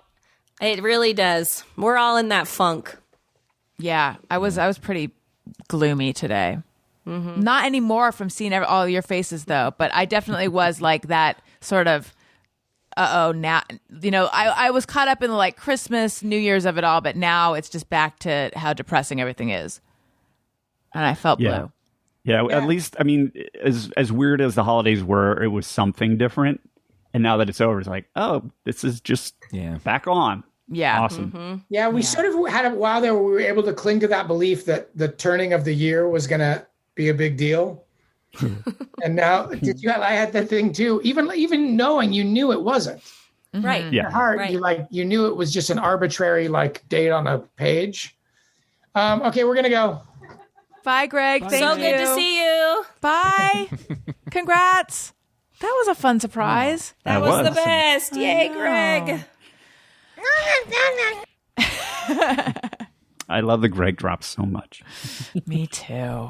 Can we just quickly hear what Al thought worried the baby was going to sound like? Do you remember that one? Yeah, let me see if I have that. I could probably quote it. I'm not sure I remember this one. Hang on, my board's being slow. By the way, for the people listening while I'm working on this, I often got asked what app I use for drops, and I could never recommend the app that I use because it's terrible It works, but it's crashy and it's slow and it's not supported. It hasn't been updated in forever. But there is a company that has made a soundboard that's awesome. The company's called Rogue Amoeba. The app is called Farago. I don't know what that means, but go to their website. Their apps are super affordably priced, and they have so many apps that are just do magic for routing audio signals and recording for podcasts. It's amazing. I mean, I have almost all of their apps, and it's just it's made my life so much easier. It's really amazing. So they just have a bunch of great apps. Awesome. So Rogue Amoeba, tell them I sent you. Not a sponsor. I will have to check that out. Well, while you look. Hey, what's going on, everybody? Is that it? That was the fear. Yes. Yes. Hey, what's going on, everybody?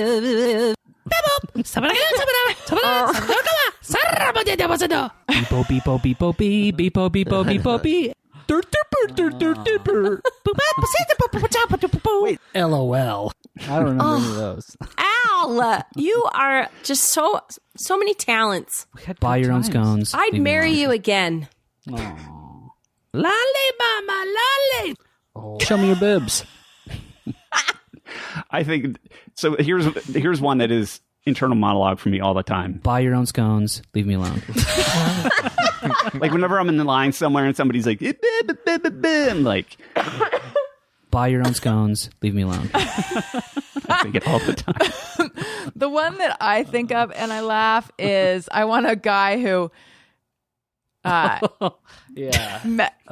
keeps my messes my lipstick and keeps my mascara dry. I want a guy who messes up my lipstick and not who makes my mascara run. Yeah, whatever it was. Oh, it's so terrible. Someday I'm gonna find someone who smears my lipstick, doesn't make my mascara run. You know who you are. That's actually the dirtiest part. Oh. Oh, those are so good, Al. We had good times. We had the best times. I know. Well, we got to have you on more. I feel like you guys are busy. We're just hiding. Yeah, we're just exactly. It's just this weird life we live, but not that busy. Okay. 2021 is surprisingly open. Yeah. Okay. And there's such a fine line between busy and like, I can't handle anything. Yeah. That too. At least as far as I'm concerned. It's like, what is an 8-hour day when you can barely get a half a thing done? It's like, I'm free for 8 hours, but like, I have to put these 5 Gatorade bottles away, and it seems to elude me how to do it. Hard, I know. Yeah, everything's hard. It's insane. Although I have to say that today, I did nothing over break. I mean, I was just zombie watched me TV 24 hours a day. And the only thing that motivated me to get my disgusting apartment clean, and it's disgusting. I don't live like this. Like, if you saw this, you'd be like, who are you? The only thing that got me motivated was this morning having to reply to all the emails that were stacked up while I was not answering emails over break. I was like, you know what? I'd rather do this bullshit than answer all those emails. So it was like this staggered procrastination that made me a little productive today, but not very. Well, I'm going to hit up all of you guys to come back on the show then. Sounds good. It smells real bad. Oh, the woman who didn't appreciate sitting near me when I couldn't stop throwing up on a plane. I hope she's somewhere smelling something bad. She wishes she was on that airplane listening to or smelling your throw up now. That's right. Oh, that takes all me back. do. She's We stuck all in do. COVID. If only I could be next to that barfing lady on the plane. She didn't know how good she had it. Again, patreon.com/Allison Rosen. Bonus episodes every week. I did a Zoom party recently that was super duper fun. Behind the scenes content, you see this video. And also, if you sign up for a year, you get 2 free months. So it's 12 months for the price of 10. You can also just sign up monthly. Patreon.com/Allison Rosen.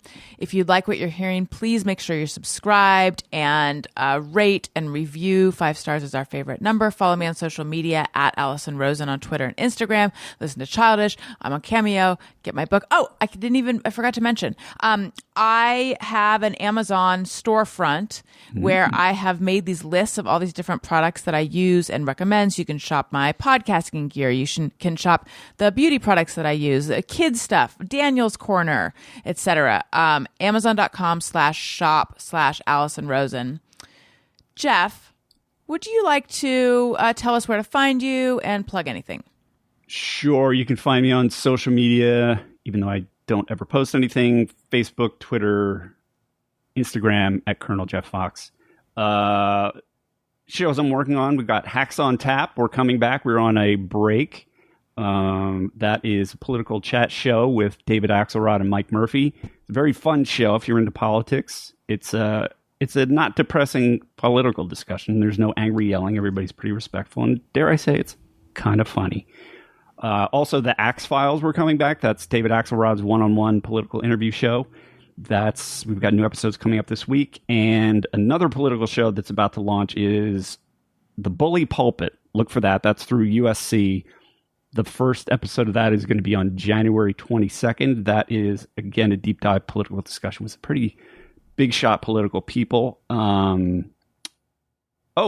Very amusing with Carly Wiesel, who has been a guest on Allison Rosen. Lovely person. I edit her show. We're going to be coming back, I think, in February. That's a super fun show. And the Larry Miller Show, we actually wrapped. We did our final episode after 11 seasons. Wow. We finally did the final episode. We did every Christmas, Larry tells the same Christmas story over and over again. It's called Does He Drink Coffee? It's a great story. And he told it one year, and I just thought, this is a great tradition. You tell it every year, and it comes out a little bit differently. But after 11 seasons, we know there really wasn't a way for us to do the show safely with COVID. And, one of the segments we do is a movie that he likes every week. And it's like, we've been doing this for 11 seasons, 50 shows a year, and we just kind of ran out of movies. So between those two things, we decided it was time to pack up the old circus tent. So those episodes are still available. So if you want to download those, you can get them through iTunes and whatever. It's a great show. A lot of fun, very uplifting. But the episodes are up for now, but I'm not sure how long they're going to be up for. So if you're into that, go ahead and download those. Excellent. Jenna? You can follow me at Jenna Kim Jones on all the social medias, except I'm not on TikTok, so don't try and find me there, okay? We have a podcast, #Al and I, called Couple Friends. Check us out, couplefriendspodcast.com for all the information on where to find us, and you should definitely listen. And that's all I got. Al? You can follow me at jennakimjones.com. And that's where all of my updates are. I do whatever Jenna wants. And follow us because there's going to be big news in 2021. I think you might like it. So, I agree. Buckle up. Wow. Buckle up, Buttercup. That's quite a tease. Tony? Wow. Twitter and Instagram at Tony Thaxton. and my podcast, Bizarre Albums. That's all. Nice. Thank you so much, you guys. This was so fun. Listeners, thank you for listening. You matter. I love you. Goodbye. Hey, do you know about the Allison Rosen Show? We had a good time, but now we gotta go. Yeah, Allison Rosen